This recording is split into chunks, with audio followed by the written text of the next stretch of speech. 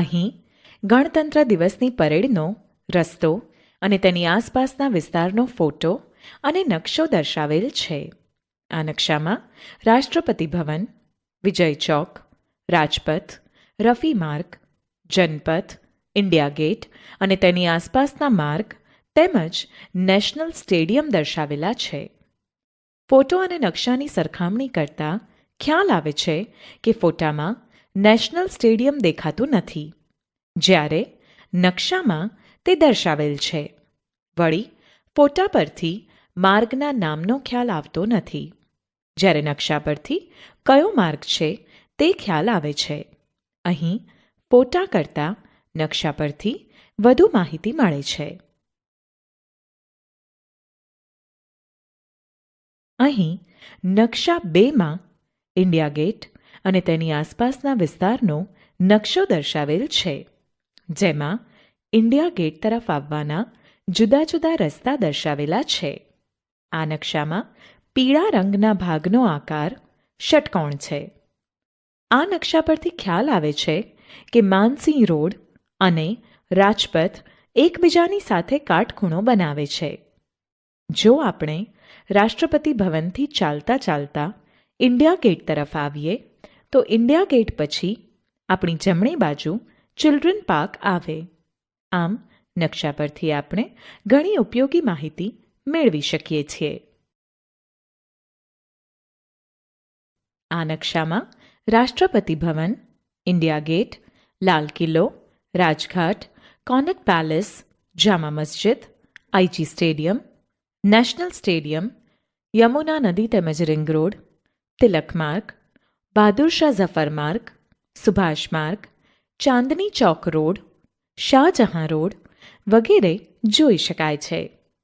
આ નકશામાં પૂર્વ, પશ્ચિમ, ઉત્તર, દક્ષિણ દિશાઓ પણ દર્શાવેલી છે, જેથી નકશામાં દર્શાવેલ સ્થળોનું સ્થાન એકબીજાની સાપેક્ષમાં ચોક્કસ દિશામાં જાણી શકાય છે. જેમ કે જામા મસ્જિદ લાલ કિલ્લાની પશ્ચિમે આવેલ છે, રાજઘાટ લાલ કિલ્લાની દક્ષિણ દિશામાં આવેલ છે, રાષ્ટ્રપતિ ભવન અને ઇન્ડિયા ગેટ સામસામેની બાજુએ આવેલ છે. લાલ કિલ્લાની પૂર્વ દિશામાં યમુના નદી છે. અહીં નકશામાં પ્રમાણ માપ 2 સેન્ટીમીટર બરાબર 1 કિલોમીટર લખેલ છે. પ્રમાણ માપ એટલે એવો માપ સંબંધ કે જેની મદદથી કોઈ મોટા ક્ષેત્રફળવાળા ભાગના દરેક ભાગને ચોક્કસ ગુણોત્તરમાં નાનો કરી એક નાના કાગળ પર દર્શાવીએ તો જગ્યાઓ વચ્ચેનું અંતર તથા સ્થિતિ જેમની તેમ રહે. હવે રાજપથ કેટલો લાંબો છે તેનો અંદાજ લગાવીએ. નકશા પર તે લગભગ 4 સેન્ટીમીટર લાંબો બતાવ્યો છે. આ નકશામાં પ્રમાણ માપ 2 સેન્ટીમીટર બરાબર 1 કિલોમીટર આપેલ છે.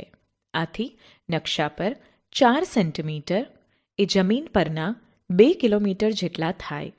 આથી રાષ્ટ્રપતિ ભવન અને ઇન્ડિયા ગેટ વચ્ચેનું અંતર લગભગ 2 કિલોમીટર હશે તેમ કહી શકાય. તેવી જ રીતે નકશામાં તિલક માર્ગ, BS ઝફર માર્ગ અને સુભાષ માર્ગની લંબાઈ અનુક્રમે 3 સેન્ટીમીટર, 3 સેન્ટીમીટર, 6 સેન્ટીમીટર દર્શાવેલ છે. તેથી પ્રમાણ માપ અનુસાર તિલક માર્ગ, BS ઝફર માર્ગ અને સુભાષ માર્ગની જમીન પરની લંબાઈ અનુક્રમે 1.5 કિલોમીટર, 1.5 કિલોમીટર અને 3 કિલોમીટર થાય. હવે પરેડ પસાર થવાનો રસ્તો વિજય ચોક, રાજપથ, ઇન્ડિયા ગેટ, તિલક માર્ગ, BS ઝફર માર્ગ, સુભાષ માર્ગ, લાલ કિલ્લો છે. આથી પરેડના આખા રસ્તાની લંબાઈ એ રાજપથની લંબાઈ, તિલક માર્ગની લંબાઈ, BS ઝફર માર્ગની લંબાઈ તથા સુભાષ માર્ગની લંબાઈ બરાબર થશે.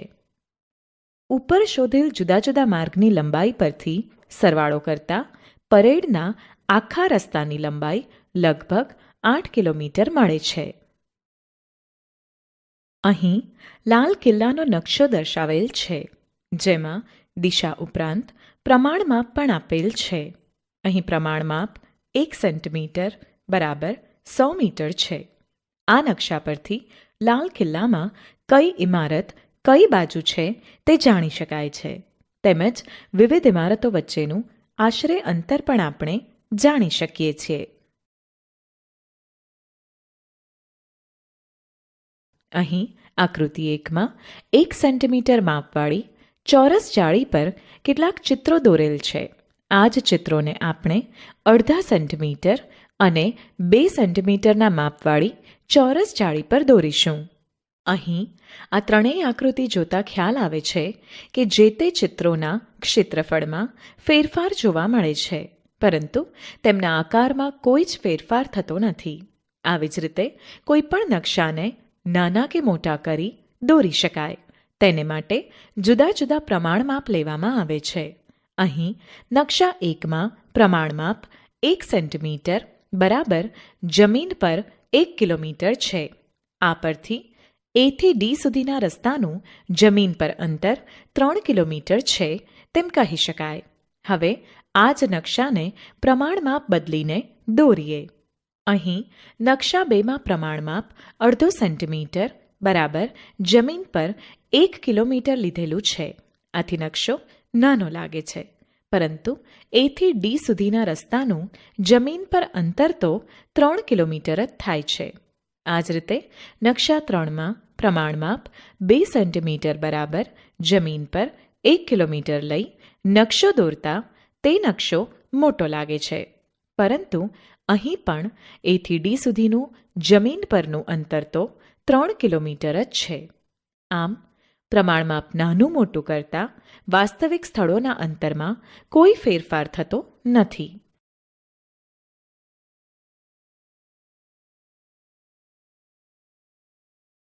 અહીં ભારતનો નકશો દર્શાવેલ છે. તેમાં જુદા જુદા રાજ્યો વચ્ચે રેખાઓ દોરેલ છે. આ રેખાઓ જે તે રાજ્યોની સીમા રેખા છે. જમીન પર આવી કોઈ રેખા હોતી નથી. નકશામાં આ રેખા દ્વારા એક રાજ્યની સીમાનો અંત તથા બીજા રાજ્યની સીમાની શરૂઆતની ખબર પડે છે. નકશા પરથી જુદા જુદા રાજ્યો ક્યાં આવેલા છે તથા તેની આસપાસ કયા રાજ્યો આવેલા છે તે જાણી શકાય છે. દાખલા તરીકે જમ્મુ અને કાશ્મીર દિલ્હીની ઉત્તર દિશામાં આવેલ છે. ગુજરાતથી પશ્ચિમ બંગાળ જવું હોય તો પૂર્વ તરફ મુસાફરી કરવી પડે. મધ્યપ્રદેશ એ મહારાષ્ટ્ર, ગુજરાત, રાજસ્થાન, ઉત્તર પ્રદેશ અને છત્તીસગઢ રાજ્યોથી ઘેરાયેલું છે. બેંગાલુરુથી દિલ્હી સુધી જવું હોય તો આંધ્રપ્રદેશ, તેલંગાણા, મહારાષ્ટ્ર, મધ્યપ્રદેશ તેમજ ઉત્તર પ્રદેશ વગેરે રાજ્યો પસાર કરવા પડે. પરંતુ જો ઉત્તર પ્રદેશમાં ન જવું હોય તો મધ્યપ્રદેશથી રાજસ્થાન અને હરિયાણા થઈને દિલ્હી જઈ શકાય. ગુજરાતની પશ્ચિમે અરબી સમુદ્ર આવેલ છે. નકશામાં ભારતની પૂર્વ સીમાએ મિઝોરમ, મણિપુર, નાગાલેન્ડ, અરુણાચલ પ્રદેશ વગેરે રાજ્યો આવેલા દેખાય છે. અહીં નકશા પર 1 સેન્ટીમીટર બરાબર જમીન પર 200 કિલોમીટર આ સ્કેલનો ઉપયોગ કરી જુદા જુદા રાજ્યોના ક્ષેત્રફળ અને રાજ્યો વચ્ચેના અંતરનું અનુમાન કરી શકાય છે. જેમ કે દિલ્હી અને જયપુર વચ્ચેનું અંતર લગભગ 250 કિલોમીટર છે. રાજસ્થાનનું ક્ષેત્રફળ સૌથી વધુ છે, જ્યારે ગોવાનું ક્ષેત્રફળ સૌથી ઓછું છે.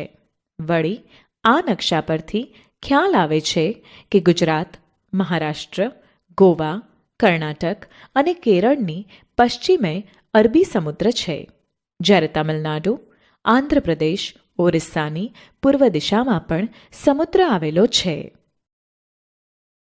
અહીં એક શાળાનો નકશો દર્શાવેલ છે. મુખ્ય દરવાજામાં દાખલ થઈને ડાબી બાજુ જતા રમતનું મેદાન આવે છે. ત્યારબાદ છેડા પર શાળાનું કાર્યાલય છે. શાળામાં કુલ 12 વર્ગ છે. દરેક વર્ગમાં બારણાની સામેની દિવાલમાં 2 બારીઓ આવેલી છે. શાળામાં 3B, 4 અને 1 વર્ગખંડની બારીઓવાળી દિવાલ પાસે રમતનું મેદાન છે. કાર્યાલયની જોડે બગીચો છે. બગીચામાં આગળ વધતા તેની જમણી બાજુ સભા મેદાન આવે છે. સભા મેદાનથી આગળ વધતા હોલ આવે છે. અહીં નકશામાં પ્રમાણ માપ 2 સેન્ટીમીટર બરાબર 5 મીટર લીધેલ છે, માટે 1 સેન્ટીમીટર બરાબર 2.5 મીટર થશે. અહીં નકશામાં વર્ગખંડની લંબાઈ બરાબર 2 સેન્ટીમીટર હોવાથી મૂળ લંબાઈ 5 મીટર થશે. હવે 3 વર્ગની કુલ પહોળાઈ 5 ખાના એટલે કે 5 સેન્ટીમીટર હોવાથી મૂળ પહોળાઈ 12.5 મીટર હશે. એટલે કે દરેક વર્ગની અંદાજિત પહોળાઈ 4 મીટર હશે. આમ દરેક વર્ગખંડની લંબાઈ 5 મીટર અને પહોળાઈ 4 મીટર થાય. અહીં દરેક ચોરસ ખાનાની લંબાઈ બરાબર 2.5 મીટર છે. તેથી દરેક ચોરસ ખાનાનું ક્ષેત્રફળ બરાબર લંબાઈ ગુણ્યા લંબાઈ કરતાં 6.25 ચોરસ મીટર મળે. હવે સભા મેદાન 15 ખાના રોકે છે, માટે સભા મેદાનનું ક્ષેત્રફળ બરાબર 6.25 મીટર સ્ક્વેર ગુણ્યા 15 ખાના કરતાં 93.75 મીટર સ્ક્વેર મળે. તેવી જ રીતે શાળાના કાર્યાલય માટે 3 ખાના દર્શાવેલ છે.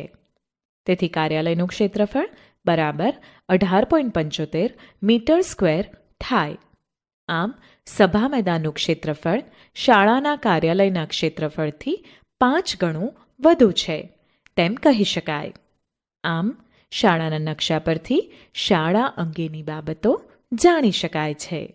અહીં વર્ગખંડની અંદરનો નકશો આપેલો છે, જેના પરથી ખ્યાલ આવે છે કે બ્લેકબોર્ડ અને ડિસ્પ્લે બોર્ડ એકબીજાની સામસામે છે, જ્યારે દરવાજાથી વર્ગખંડમાં પ્રવેશતા સામેની તરફ બારીઓ છે અને ડાબી બાજુ નોટિસ બોર્ડ છે.